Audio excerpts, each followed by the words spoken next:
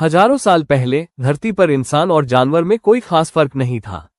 घने जंगलों के बीच इंसान सिर्फ जीवित रहने की जद्दोजहद में था। उसका कोई घर नहीं था, कोई भाषा नहीं थी। दृश्य, गुफाओं में जलती आग और पत्थरों के औजार। कहानी, इंसान ने शिकार करना सीखा, फिर आग की खोज की। जानवरों से खुद को बचाने के लिए उसने समूहों में रहना शुरू किया। यहीं से समाज की नींव पड़ी।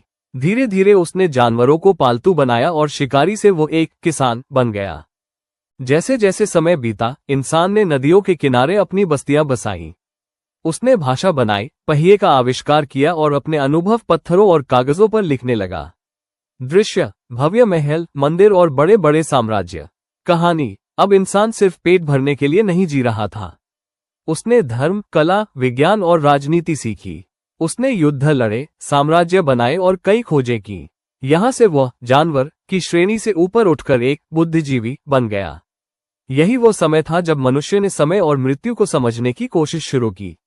अंत में कहानी वहीं लौट आती है जहां से शुरू हुई थी, प्रकृति में। मृत्यु कोई अंत नहीं, बल्कि जीवन के चक्र का एक पूर्ण विराम है। दृश्य, एक शांत सूर्यास्त और बहती हुई नदी। कहानी, राजा हो या रंक, महान वैज्ञानिक हो या साधारण जीव, मृत्यु सबके लिए समान है। शरीर फिर से उन्हीं 5 तत्वों मिट्टी, पानी, हवा, अग्नि, आकाश में मिल जाता है जिनसे उसने जन्म लिया था।